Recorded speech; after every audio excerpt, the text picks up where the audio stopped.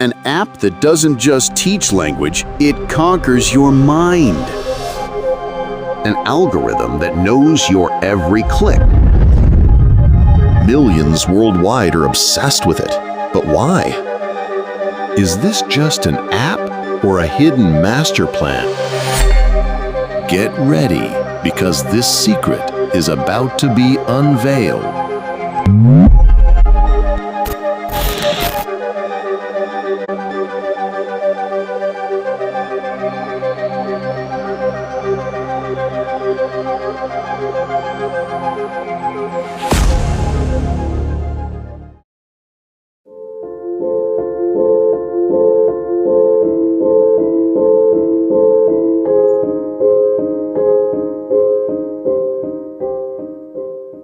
This is where we really get into a stack of sources and pull out what you need to know. Today, we're tackling Duolingo. You know it. You probably have it sitting on your phone right now, the language app with that very memorable green owl duo. Seems like it's absolutely everywhere, and it really looks like it's changed the game for how millions learn languages around the world. So our mission today, we're going to explore this whole Duolingo phenomenon.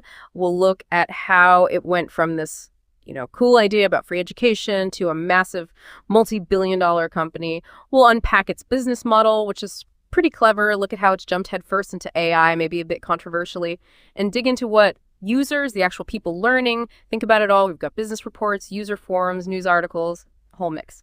So yeah, let's get started. How did this kind of quirky app become such a household name? It's a fantastic story, really. And it all starts with the co-founder, Luis von Ahn, back in the early 2010s. He had this really powerful vision. His idea was basically to make language learning free, like truly accessible for everyone, everywhere. Think about it back then. Getting, say, an English certificate in India or China could cost you maybe $250. Duolingo wanted to totally disrupt that. They even launched their own English test for, $20? That price point alone was huge right from the beginning. Wow. Okay. So that accessibility was key. Absolutely. Yeah. And people responded like crazy. Before it even officially launched, back in November 2011, they opened a private beta waitlist. Within a single month, 300,000 signups, just like that. 300,000 before launch. Yep. And then after the official launch, June 19, 2012, it hit over 10 million downloads in the first year. Yeah. That's serious momentum. It showed people were hungry for this. That's an incredible start, definitely. But, being free gets people in the door. How did they keep them coming back? What made it so sticky, so engaging day after day? It couldn't just be the price. No, exactly. You've hit on the core challenge, keeping people engaged. Right. And Duolingo's approach was, pretty smart. They didn't try to copy a classroom. Classrooms can feel like work, right? Instead, they looked at video games. They really leaned into gamification. Ah, the points, the leaderboard. Exactly that. Yeah. Users compete. They earn virtual stuff. They get obsessed with keeping their streaks going, practicing every day. It turned learning into something addictive, almost fun. Makes sense.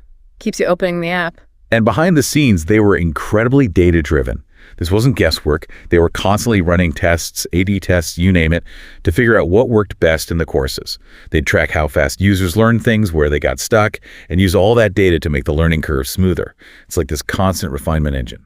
Okay, that's clever. Using data to actually improve the teaching. And then there was crowdsourcing. This was von Ahn using his experience from Recap TCHA, the Prove You're Human thing. Right, yeah. He applied that to languages. They launched these incubators. Basically, they got volunteer linguists and native speakers from all over the world to build courses. And not just for French or Spanish. They built courses for Welsh, Catalan, Latin, even Klingon from Star Trek, and High Valyrian from Game of Thrones. Wow, okay. So the community built a lot of the content. In the early days, yeah. It let them massively scale up the number of languages they offered, though that model came under fire later on, which we can get into. Right. But first, just give us a sense of the scale now. How big is Duolingo today? Oh, it's huge. By 2024, we're talking over 960 million total downloads. 960 million? Yeah. And they report 103 million monthly active users, MAU, in 2024. That's up from just 5 million back in 2013. Daily active users, DAU, hit 34.1 million in 2024. Compare that to under 8 million in 2019. People are using it a lot. They got over 100 courses now in 41 languages, and the most popular one, still English for Spanish speakers. That's massive. That growth is just phenomenal. Really built on understanding how people learn, or maybe how they like to feel like they're learning. But okay, the big question. It started free. How does it make money? How does this massive thing sustain itself and become a multi-billion-dollar company? Right, the business model. It's classic freemium, but executed really well. They offer a solid free version, which most people use. But the main moneymaker, about 74% of their revenue, is subscriptions. Duolingo Plus, now called Super Duolingo, I think in some places. What do you get for that? Ad-free experience, which is a big one for many.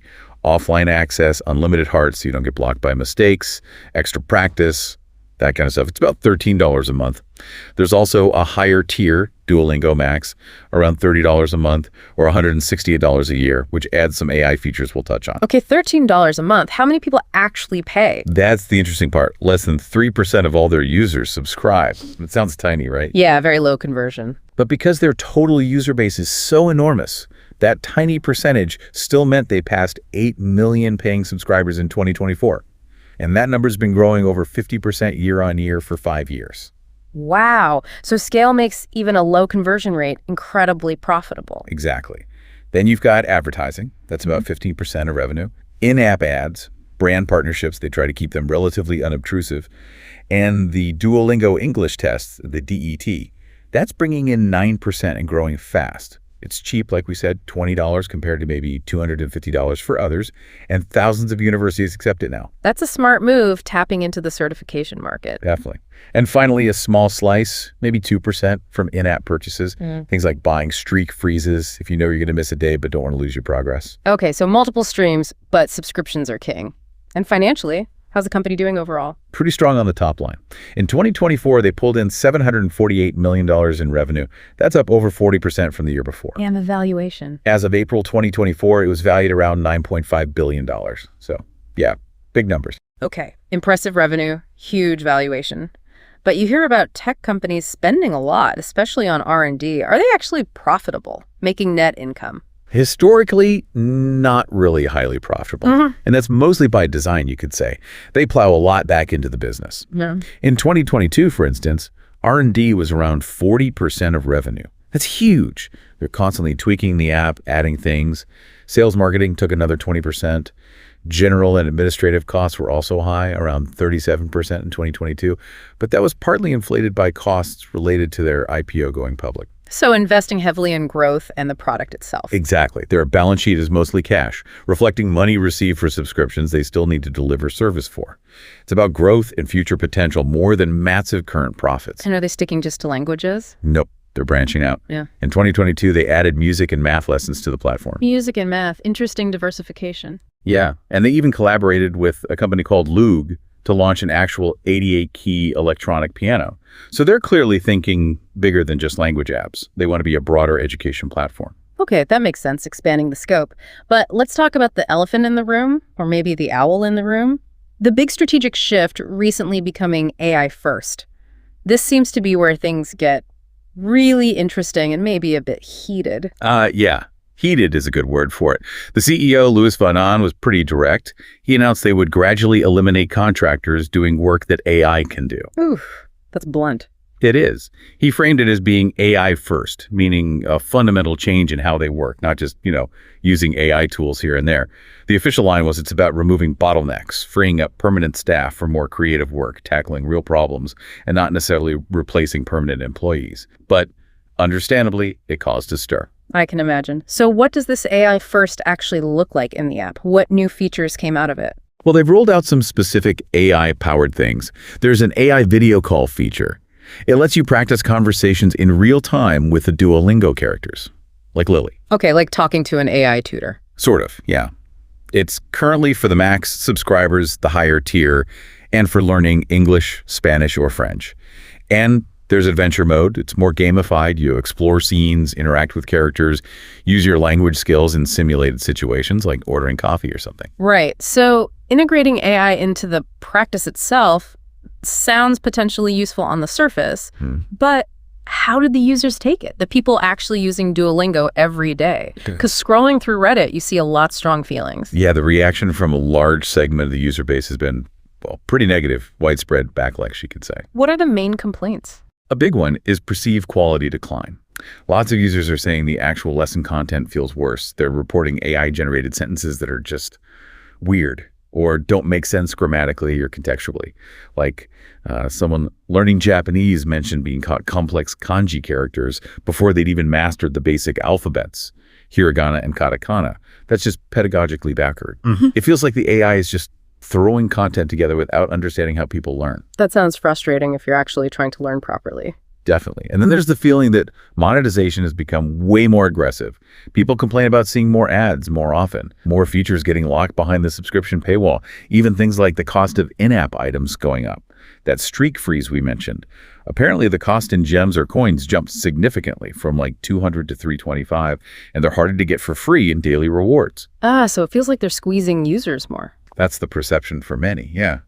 It leads to this feeling that the app is now more about maximizing points, keeping the streak alive, hitting achievements, the game part, rather than actual deep language learning. Some call it superficial. Okay, quality concerns, monetization concerns.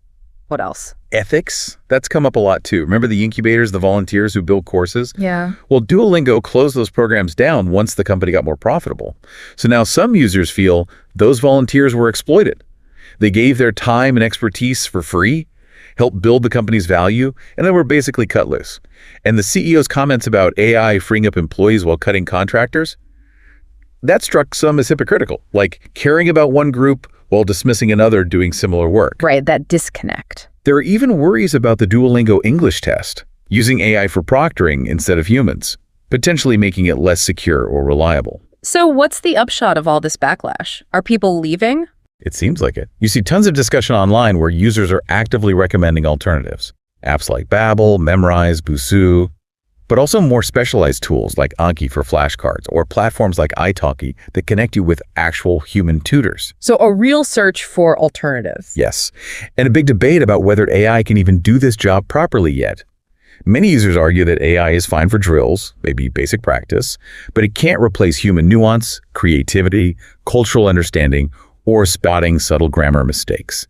They see it as a tool, maybe, but not a replacement for good human-designed instruction or interaction. Wow. Okay, so putting this all together, Duolingo starts as this disruptive free tool, becomes a global giant through smart gamification and business strategy, and now pivots hard into AI, facing significant user pushback. What's the bigger picture here? What does this tell us about education, tech, and maybe the value of people in the process? It really brings Duolingo's mission into focus. Their stated goal is to develop the world's best education and make it universally available. Notice the subtle shift over time. The emphasis might have moved slightly from purely free to universally available, which profitability helps enable. But now there's this clear tension. You have the drive for massive scale, efficiency, shareholder value, which AI promises, but that seems to be clashing with maintaining the quality and the human connection that many users feel is crucial for good learning, for authentic engagement. So can AI first truly deliver the best education if it loses that human element? That's the core question, isn't it? Not just for Duolingo, but for EdTech in general. How much can you automate education before you fundamentally change, maybe even degrade, the learning experience itself? Duolingo's bet on AI first isn't just about saving costs or being efficient. It's a strategic gamble. It's choosing a path that prioritizes scalable AI capabilities, perhaps over the nuanced, human-curated content that built its initial loyal community. It's a fascinating high-stakes experiment playing out in real time.